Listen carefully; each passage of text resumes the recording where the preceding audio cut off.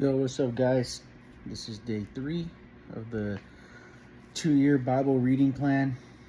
It was really good. It was Genesis 3 and 4. What I found super interesting about this one was that this is when Adam and Eve sinned, and this is also when Cain and Abel had their unfortunate story where Cain kills Abel because he's angry with Abel.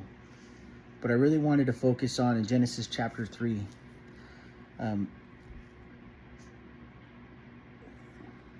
When Adam and Eve sin, Eve is deceived by Satan. She knows the commandments of God, and then Satan says, well, did God really say you would die? Paraphrasing, of course. Eve says, we're not supposed to eat of that tree, and then Satan deceives her. And during that process, Eve gives in to the deception. She eats, she gives to Adam, and Adam eats, and he sins too. And then they recognize that they're naked, and they become ashamed. And then after that happens, we find out that God is walking through the garden looking for them, even though he knows what they've already done.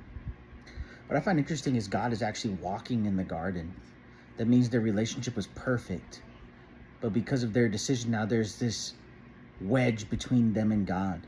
And God cast them out of the garden, and then they are living separate of him, no longer in his presence, no longer walking with him in the garden. And their oldest son then kills their other. So we see that sin is a choice, that God can provide everything that's good, and we can still choose to step away from him. That's my daughter. I got to go tend to her. But I hope that you really consider with this reading, what are you choosing to do? Are you choosing to sin, even though you know the truth, allowing Satan to deceive you?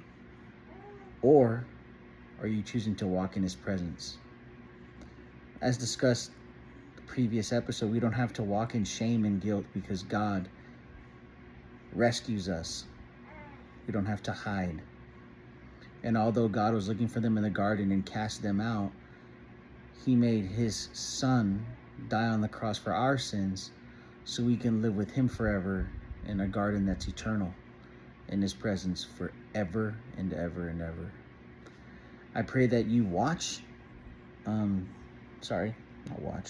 pray that you read this passage, this section a little more thoroughly. I'm sorry about it being a little late this evening. Tomorrow I'm super excited to get into the word, and maybe I'll check in, maybe I won't. Hope you have a great night. And also pray for my friend Steve. He's having surgery in his gallbladder tomorrow. Pray that he'll be delivered, that God will be with him and the doctors, and that he'll have peace that surpasses all understanding. Have a great day.